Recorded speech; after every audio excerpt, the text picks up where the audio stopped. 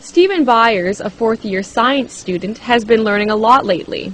But his latest studies aren't limited to just physics and biology.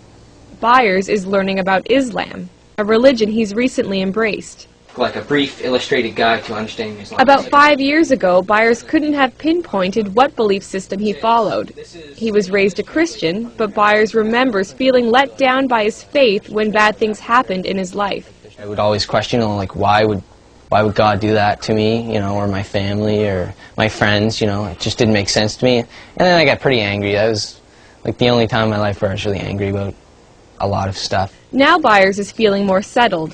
This past spring, he was encouraged by some friends to learn more about Islam.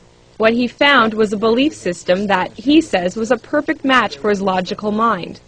So in the summer, Byers spoke the Shahada, the testimony of faith that states Allah is the only God and Muhammad the last prophet of Islam. Once you say that line and you mean it in your heart and you're honest with yourself, you are a Muslim. It says, say there is no God but God. Abdul Haq Hamza says one reason why people gravitate to Islam is because there's something missing in their lives they want to fill. Hamza is a science professor at University of New Brunswick and also president of the Fredericton Islamic Association. He says Islam reminds people that they need to step away from the material world in order to find peace from within. Because Islam tells you you have to pray 5 times a day. So you have to disconnect yourself from that growing and fast-pacing life. The idea of peace is integral to Islam's message, a message that is twofold. First, a Muslim is called to submit to God, and then through that submission comes peace. Hamza says the only way to achieve peace outside is to achieve peace inside, through the will of God. It's like a glowing piece of coal. If you look at it when it's not lit, then it's just dark. When it's lit, then the darkness disappears. It's just a source of light. The other major duties that are required in Islam can strengthen a Muslim's commitment to God and to peace.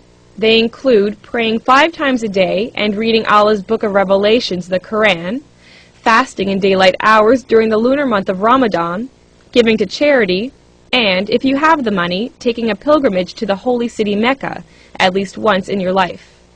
Byers hasn't been to Mecca yet, but he did take part in the fast of Ramadan for the first time.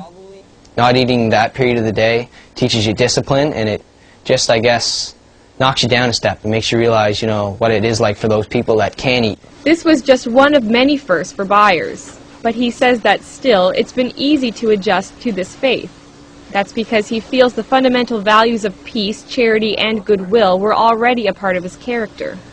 So just coming into it, I guess, would be just changing from the way I was to knowing that's how I was. Maybe it was more of a coming to understand the way I am. Islam is what is with you all the time. You were born with it. It's, in Arabic we call it fitra. It's that which is part of you. They started walking the walk of Islam when they were ready for it.